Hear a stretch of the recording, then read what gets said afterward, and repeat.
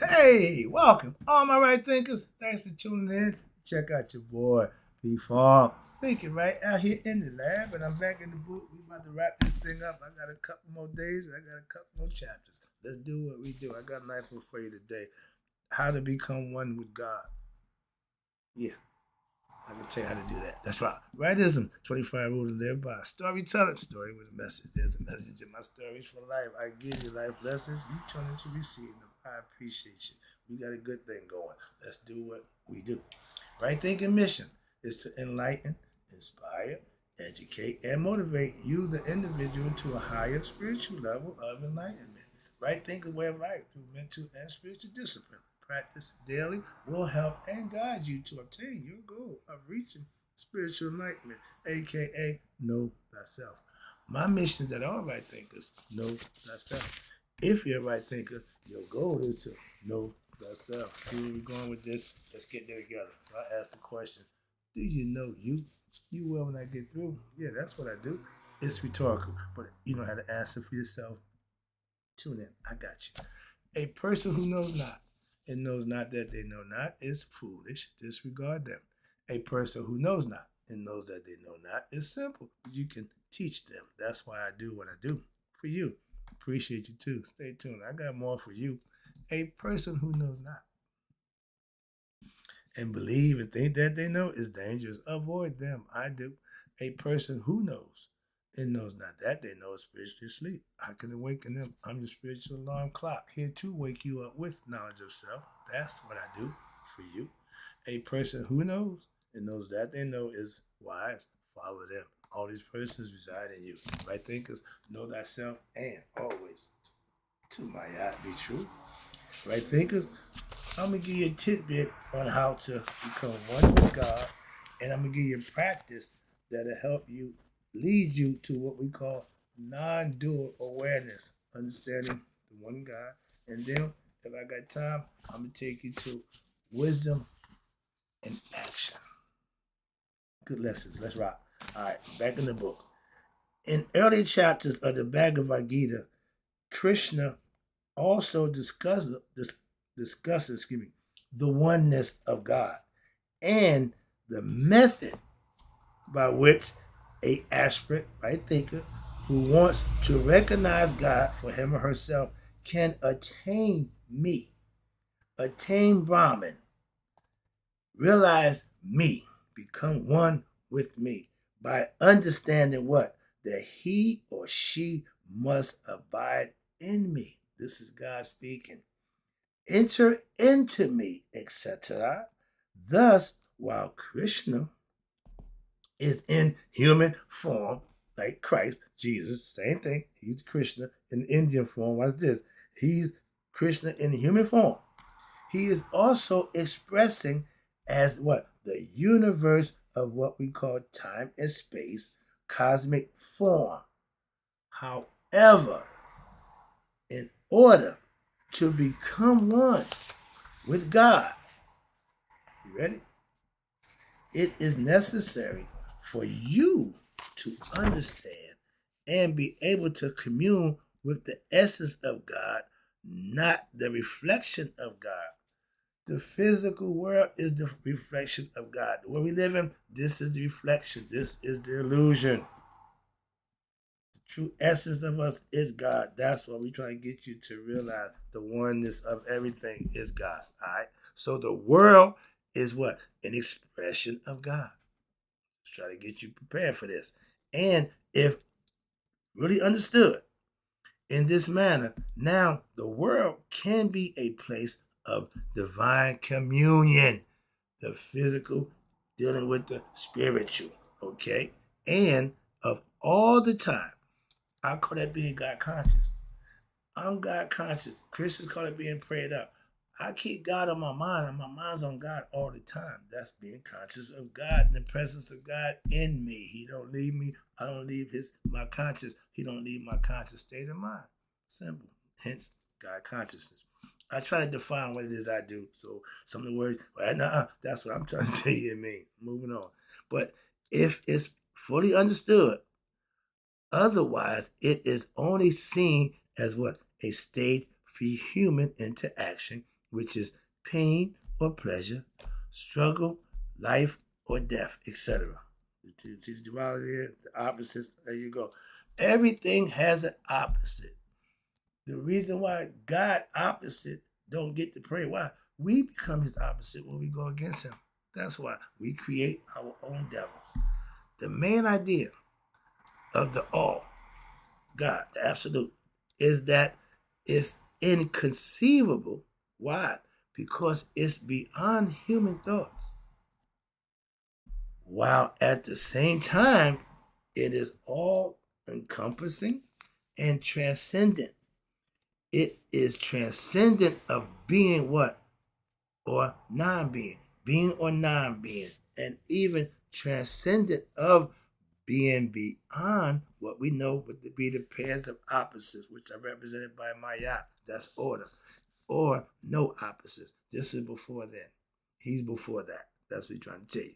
And the transcendent self, the I that's in all of us that they say know thyself, that's the inside, that's the true you, is exactly that. God is the true self essence of all creation. Once you realize that, now the transcendent, therefore, words, ideas, similes, sacred scripture, etc., which are grounded in what? Images of time and space, not beyond, will always be what? Deficient in that it's describing that which is transcendent, which is God, of them. Wow. Somehow the mind must be able to go where? Beyond your normal thought concept process. Got to raise it. Got to come up a little bit. You got to be open-minded. You got to be more objective. Don't close it down by being subjective because it don't apply or comply with what you was already thinking or what you was told. Be open-minded to learn. That's how you learn. And it's a concept. And if used in order to what? For you to realize the true meaning of the scriptures that's written. We write it down so you can understand it and go deeper with the knowledge and understanding from the esoteric perspective. Get the hidden and the true meaning. All right. If this is not done, ding, ding, ding, ding, this is where a lot of religious people fall short. They get the myth, they get the ritual, but they don't have the mystical experience. Why? Because they fall short. And this is why. If this is not done, the mind now becomes what? Stuck in the mental dogmatic world of what we call time and space, causation. And there is no breakthrough to the source of consciousness. All you Christians who know the story and practice the ritual and don't go no further, you're stuck right there. That's what they mean by stuck. So nothing you do, you ain't progressing, you ain't connecting to God, you ain't raising your conscious level, you're not getting better. I know people been in church 40 years still dumb as the day they walked in the door about themselves. Know anything about the book. Know anything about Jesus. Know nothing about them. Even when speaking of God as being male, the spirit, again, and creation as being the female aspect, which is enlivened by God. The spirit, there is still dualism that's inherent throughout the idea. Why? In the end, we must break through what we call duality, that way of thinking of pairs, okay, and to understand totally that in reality, there is no male or female, no duality, just one. Except in our mental thoughts, we think in pairs, we think in duality. We're trained to think that way, but we're trying to learn how to get you to become one with God by thinking, communion, by meditating and living, doing, and being, and that's how you get to God. We try to break it down, doing the best I can. But in essence, all creation is what? Is one substance. And that substance is not separate from God. Can you make it any plainer? We're all the same. I just told you, I'll give you a lesson about spiritual love. That spirit that's in all of us, all we got to do is recognize it and use it to one, love each other. That's God. That's what love is all about. Not physical. We got to bump and grind and no. That's reproduction. That's sexual encounter. That's intercourse. Two people come together to create life. That ain't love. We are indeed one. All of us. Everything. Once you get that understanding, then you can pretty much start understanding what life is about. But we are indeed one with all of that underlying essence, which we call God. To know this intellectually, there you go. I'm not just speaking you a bill of goods. I want to gaslight you with a bunch of nonsense. To know this intellectually is to you to have your own experience by what? Practicing the teachings that we're being taught. When you know this intellectually, that means you took the first step toward you realizing in what actuality who you are. This realization of self, which goes beyond the rationality and non-rationality, is what we call the ultimate project of spiritual enlightenment, aka yoga practice and religious concepts. They all is to get you to God. Become one with God. Not to believe in God, that God is up in heaven, that God, no, you and God are one. We all are connected through God. We're spiritual beings having a human experience. That means we're family by nature, by spirit. Asar and I said, brother and sister. In spirit, they know that. See? Again, where we at? Enlightenment. To get informed information that you didn't previously have. My goal is to do just that. Why? Because enlightenment is a term that we use to describe reaching the highest level of what we call spiritual awakening, knowing thyself. What else you need to know? Self-knowledge is the highest and the best knowledge you can attain. Self-mastery is the name of the game when you come here in human form. Oh, you didn't know that? Oh, I'll come to be the fastest man alive. I'll come to be blah, blah, blah. Oh, come and know yourself and get up out of here. Okay? Enjoy the experience. That's what it's for. We're spiritual beings in human experience. Have here in human form to have a human experience. But doing that human experience is some things you need to do for you. That means attaining such a level of what we call spiritual awareness of oneself that you discovered the underlying unity of you and the entire universe are one, as well as a fact for your understanding that the source of all creation is the same source from which you emanate in the most part of you, self, within every human heart arises. God dwells in the heart of man. God standing judgment for you at judgment day. Why? They put your heart against the feather of my eye. That's why. They knew that a long time ago. God is right here. You're here. This is you. This is God. You got to marry your God and you become one with God. You do that by listening, reflecting, and meditating. Communing with your higher self. Activating your pineal gland through intellect and study and righteous living. Not superstitious belief nonsense. And y'all even took that and made it work. Okay, let me get to the next one. The daily practice that which leads you to what? Non-dual awareness. Becoming one with God. That little paragraph, one paragraph, so it should be fun. Let me see what they say. Excuse me about that. How is it possible that I can realize this great truth of what? The non-dual reality, the one, which underlies the appearance of duality in all creation. When he came out of the noon, he was one. And from one, I became three. Meaning everything after me is going to be paired up. My God, see where we're going with this? That's the start. That's the start. That's why I try to take you there and keep you there. Why? Start with that, understanding what Mayat represents. God is singular, but he presents himself in duality. That's what they just tell you. I hope you understood it from that point. That's how I saw it. Okay, so this is the goal of all spiritual disciplines of the yoga practice, which deal with 5 categories. I told you that. And the mystical religious philosophies. Religion is told to give you mythological stories to get you to practice so that you can become one with God through the daily practice of religion of your choice that you prefer. Christian, Muslim, Islamic, Jew, don't make a difference. Okay. But the most important part of this process that we call yoga is for you to have your experience and your own expansion of your consciousness. Is all of here. It's all mental. Moving from what? Being an ignorant, individual, egotistical person to becoming aware only and being aware, of being aware of only of your limited self. Okay. The ego thinks it's God. It don't know. It believes. So it's going to act on its own accord. A lot of mistakes. Okay. He ain't that smart. But when you become enlightened, you become aware to what? The all-encompassing essence of who you are, aka know thyself, become enlightened to who you are, one with God. Now, the universal self speaks to you.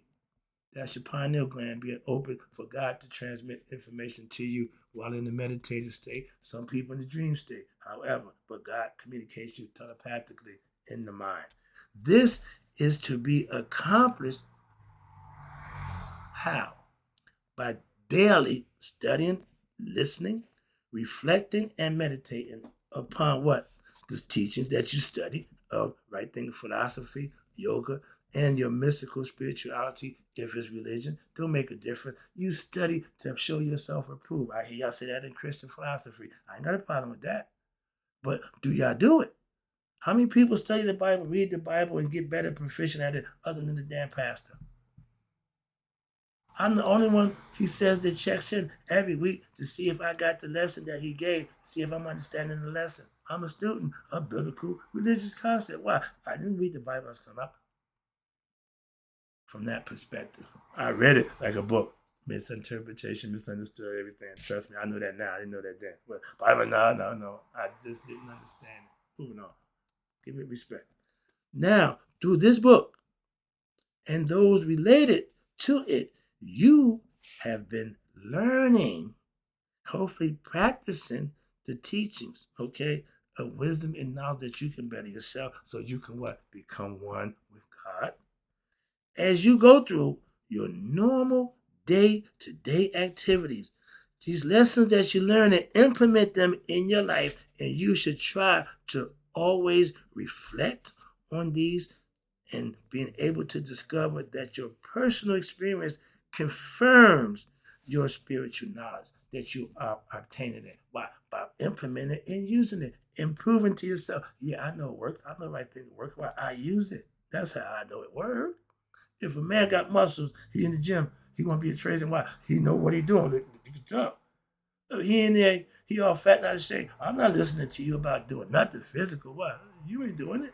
Or you gonna teach me how to do it? No, I pass. So the person who's doing the teaching should be doing what he's doing, the teaching up. You feel me? When you have time, you should sit down on your time, free time, and practice, first of all, your formal meditation upon the teachings. That's when you sit time to do that. Whenever I get downtime, I'm right to meditation. Okay, right there. Why? I like to have my mind in that state. And every chance I get, I go there. And when this process is mastered, it will begin to work, and it will have a definite effect on your consciousness and your life. Your ego now will what? Begin to subside. There you go. He ain't running the show no more. Okay, you're starting to gain control of you over your ego self, and he will be your best worker. Trust me. And the non-dual essence that's within you now will emerge. You hit pay dirt. You found yourself. You got to go do something to get there, though. It ain't just going to come up and say, I'm here. No, you got to do some work. All right. That's the ego job, to put you to work. Make sure you get through him to get to the next level. And if you can't get to him, you can't get to the next level. Simple. All right. We will draw upon many scriptures. That's what they write it for, what? To educate, inform, and teach. And we draw upon many scriptures from the world traditions, all different philosophies, different religions, just to show what? The influence from our ancient Egyptian non-dualistic understanding and the practice of what they call non-dual thinking. The one. Everything is on the one. As James Brown and George Clinton. And understanding in the world of religions. Okay. They profess one God too, monotheism, of the present. We will also introduce the concept of what? You ready? This is my favorite. Continuous meditation on the divine. I call it God consciousness. Keep God on your mind. Keep your mind on God all the time. And by doing this, you're now discovering what they call the non-dual witnessing consciousness, who is what? The innermost reality that dwells where? In one's heart. I'm gonna do it. I'm gonna get one more. I got one more. This is good. Wisdom and action. Knowing and doing. That's power. Having knowledge is a good thing. But if it ain't used, it don't amount to much. Okay? Wisdom and action. Let me wrap it up for you right here. When you are active, but not practicing or experiencing the wisdom of right thing philosophy, yoga, you are you are being distracted from the real you. If you stay focused on God, stay God conscious, let your conscience be your God, you will do everything that's right. This distraction, which comes from what? Your desires. Ding, ding, ding. Desires are driven by the ego. The ego desires. And it's going to always desire. Cravings and endless motion of thoughts in your mind. This is called the veil that blocks your perception of your deeper essence, keep you from knowing your true self. I love this. These distractions we call life keeps you what? Distracted and involved with the mind and the senses. When you hear senses, that's the physical body and the body that you have come to believe is the real you. When the body and the mind thinks it is one, not a good deal. Watch this. When your body is motionless and you are still thinking and feeling, what that tell you? You go to sleep every night, you leave the body, astral projections, dream state, whatever you want to call it. But the mind and body will separate. When the body's at rest, the mind's still working. You are mostly associated with what? With your mind. When the body's at rest, the mind still works. At times when you are what? Not thinking. That means you're unconscious. You're thinking, your subconscious is doing the work, but you're not thinking because you're not conscious, so you can't think. Such as when you're in the dreamless sleep state. Oh, I love this. Then that means you are associated. When you're in that deep sleep, you go into your higher self.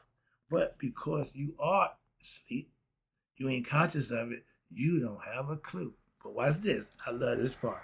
However, this connection is being made in your dream state, in the sleep state, but is veiled due to your what? Ignorance of self. Because you are asleep, you're unconscious, and you're not aware of the experience that you're having where? In your mind. During this time, you do, however, experience what they know or what you come out to be what they call profound peace and rest. That sleep, you wake up, no dream, no remembering, nothing, but you just, man, I feel so good. Yeah, you went there. You're practicing to die every time you go to sleep. You're practicing to see how much mental capacity you got to see how far you'll go after this physical body is over. If your heart and mind is not functioning as one, if your heart is not as light and clear as your mind should be, you will fail and you will reincarnate. But the idea is you had experience. Every time you go to sleep, you experiencing what? The afterlife. Okay? That eternal that you don't wake up from. Some people go to sleep and they go there and stay there. They don't know. That's fine. Well, they obviously passed the test. Okay? In life. Excuse me. Yeah, sorry about that. When you're in the dream state, you're in your own mind, and everything is in there is real to you, and that's true. But what's this? But when you do this, during this time, you do, however, have the experience, and you reach what they call profound peace and rest. You wake up, you feel so good, but you don't remember nothing. Okay? And this is possible only because you are turning away from what? Your ego, personality, the self, your individual self, and now you are going into that higher realm that for your what? Your higher self, your inner self, your true self, the Haru self. In essence, you are moving closer to that which is universal, which is the spirit that's in me and you, Haru, and turning away from that which is limited, which is the ego part of you, me, I. In order to discover this realm, you got to become conscious, you got to raise your thinking process so that you must you must consciously be able to turn away from what we call the phenomenal world and the world of what? Your ego self and its problems that it causes and the concerns and the worries that leads to the anxieties, which is all distracting you from your inner reality, which is what? The daily practice of right thinking philosophy and accomplishing this task, meditation, when backed up by daily practice of the yoga, spiritual discipline, philosophy, is the most powerful agent of what we call self-discovery. The practice of daily meditation allows you to develop your higher awareness, which will affect all aspects of your daily life. But most importantly, it gives you, the aspirant, the right thinker, your own experiential knowledge of what? Your true self, aka Nihas, gnosis, to know from experience. Wrapping it up, taking it home. Appreciate you staying with me right here. I'm taking it in. The distractions of the soul in the physical world of human experiences, it leads to mental impressions which are all based on external realities, the physical world, and ignorance of self, of the truth, and the truth. Why? Because ignorance of your higher self, the real reality. Excuse me. These impressions leads the mind to have experiences of what? Desires, pleasures, negative thoughts, and aspirations, which lead human beings to what? Experience more desires or more distractions or pleasures, that desires born under ignorance, and it cannot be ever satisfied. The ego will always want more. You're always going to crave and desire more experiences, more pleasures, more money, more anything that you got, you want more. That's what is never going to be satisfied. So through the mindset and the senses, because these are limited to the physical body and the human experiences right there. Excuse me, I get excited. And they are all fleeting. Anything in this world don't last. No matter how long they last during a person's life. Hell, you ain't gonna last for so long. They are only transient experiences and they never wholly fulfilling.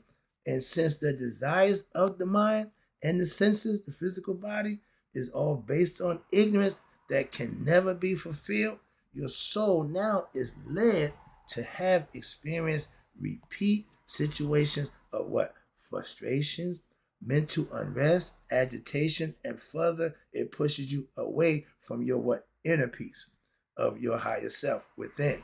So you, the individual, your soul of and the soul of every human being, okay, is in reality truly seeking to discover its wholeness and the peace of its true nature within every individual human being who seeks to do that. That's your universal soul within all. However, due to the ignorance, search to fulfill the desires of one's mind and body, it leads it to what? Countless, there you go, situations in the realm of human experience, the physical world, in which in turn lead to more experiences in an endless cycle we call reincarnation, which continues even after death and causes your soul to now what? Return to another human form, aka reincarnate again and again in its futile effort to satisfy its desires based on its ignorance.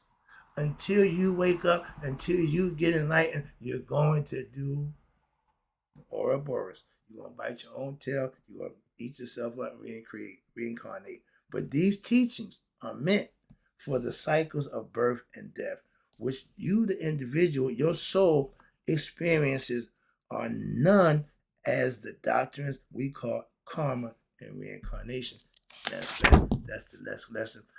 I done did karma so many times. I'm gonna skip over that one because I made that decision in a minute. But my whole lesson is the whole point about karma. You reap what you sow.